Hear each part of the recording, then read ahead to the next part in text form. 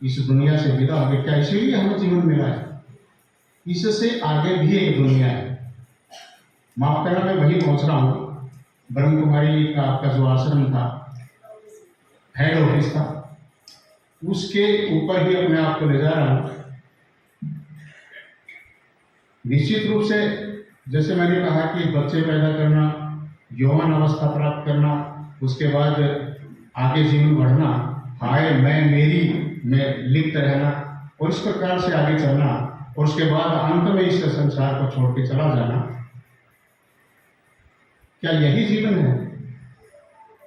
इन सारी बातों का खुलासा मैं समझता हूं मुझे तो वहां जाकर के हुआ है।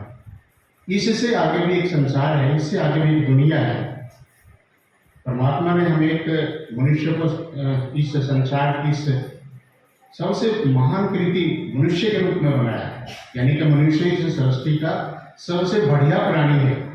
ये सोच सकता है कि मेरे गुण क्या है, मैं क्या बुराई कर रहा हूँ, मुझे आगे जाकर के क्या करना है, क्या इस संसार में मेरे को इसलिए भेजा गया है। तो वहाँ जाकर के इस प्रकार का संदेश मिला, वहाँ क्लासें भी अटेंड की और वक्ताओं के द्वारा वहाँ इस प्रकार के उद्बोधन दिए गए, इस प्रकार का संदेश प्रसारित किया गया कि इससे आगे भी जीवन है। इससे आगे जीवन इस आत्मा का परमात्मा के साथ तारतम्य है। इस आत्मा को परमात्मा के साथ हम कैसे मिलाप कर सकते हैं, इसका एक जरिया, कोई तो साधन चाहिए। किसी के पास तो हमें जाना पड़ेगा, किसी महान आत्मा का आश्रय तो हमें लेना पड़ेगा, उनका संदेश तो हमें लेना पड़ेगा। इस प्रकार का संदेश निश्चित रूप से वहाँ हमें तो मिला है। वो सिखाते हैं कि अगर परमात्मा से मिलना है, जीवन जैसे कि मैंने कहा था कि जीवन सिर्फ बच्चे पैदा करना, अपना सांसारिक जीवन चला दिया, इस संसार से चला जाना, ये जीवन नहीं है। परमात्मा ने इस मनुष्य में एक आत्मा रूपी शरीर जो हमें दिया है, इसका उद्देश्य और है इस संसार से ऊपर उठ करके उस परम सत्ता, उस परम धाम को प्राप्त करना जहाँ से आत्मा आई है। और यही शिक्षा मैं समझता हूँ ब्रह्म कुमारी जी वाले वहाँ देने का प्रयास करते हैं, और यहाँ भी इनका सानिध्य हम लोगों को यहाँ मिलता है। तो मेरा कहने का मतलब, अगर हम इस जिंदगी में कुछ करना चाहते हैं तो हमें परमात्मा को पहचानना पड़ेगा, उस आत्मा के साथ हमें तारतम्य उसके साथ हमें मेल मिलाप करना होगा। और यही मेल मिलाप करने की शिक्षा, जैसे कि मैंने कहा कि वहाँ दी जाती है। शांतचित होकर के वहाँ देखने को मिला कि शांतचित होकर के कैसे हमने मेडिटेशन करना है और अपने ध्यान को कैसे केंद्रित करके आंखों के बीच में जो हमारा जो बताया गया है, वहाँ अगर हम अपने ध्यान को केंद्रित करेंगे तो हमारी आत्मा मंडलों में प्रवेश करेगी।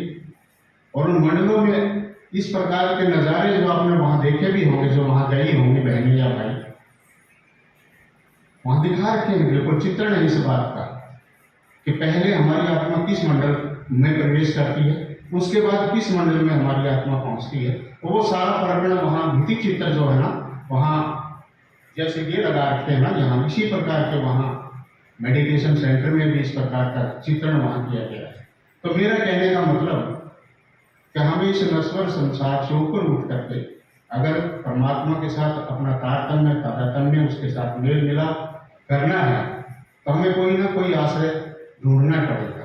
आश्रय का मतलब ये है, आज इस संसार में और भी बहुत सारी संस्थाएं हैं, कितने धर्म गुरु हैं, लेकिन मैं ये कह सकता हूँ कि जिस प्रकार से ब्रह्म कुमारी जी वाले यहाँ उस परमात्मा के साथ तार जोड़ने का जो संदेश देते हैं, इस संसार की, इस मायावी संसार से ऊपर उठ करके हम कैसे अपने आप को परम पिता परमात्मा की गोद में अपने आप को ले जा सकते हैं, ये संदेश वहाँ जो दिया जाता है वो एक बहुत ही सराहनीय है। और भी बहुत सारे धर्म संस्थान हैं, उनमें भी इसी प्रकार का संदेश होता है, मूल चक्कर से निकल करके आगे जाना होता है। और ये सारा मेडिटेशन, जैसे कि वहाँ योगशालाएं भी बनाई गई हैं, उनमें बैठ करके हम ले सकते हैं। तो मैं तो ये कहूँगा कि वहाँ हम बहनों के जो संदेश थे, उनके जो व्याख्यान थे, उनके जो भाषण थे, उससे कई बार तो ये लगता था कि हम इस मायावी संसार में वैसे ही बैठे हैं।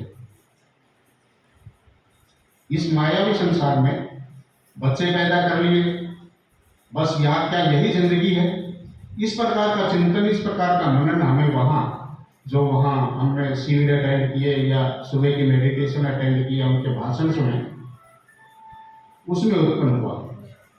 इस प्रकार का मैं यूं कहूँ, वहाँ जाने से जितना वो परिसर है वहाँ का काफी एकड़ में है, इतनी सारी बिल्डिंग है, वो तो कोई मायने नहीं रखता। मायने ये रखता है कि लोगों को वहां कौन सा संदेश दिया जाता है। तो मेरा तो कहने का मतलब ये है कि भाई जरूर जाना चाहिए। यहाँ इनका सत्संग सुनने के लिए नहीं, वैसे देखने के लिए जरूर जाना चाहिए। अगर वहां जाएंगे, देखेंगे, सुनेंगे, तो अपने अंदर ही एक आत्मा की आवाज आएगी कि हाँ, मैं तो वैसे ही संसार में घूम रहा हूँ, वैसे ही बच्चों के लालन पालन में लगा हुआ हूँ, इससे आगे भी एक दुनिया है। तो इस प्रकार का हमें तो खासकर इस ग्रुप को हमें तो ये सुनने को मिला।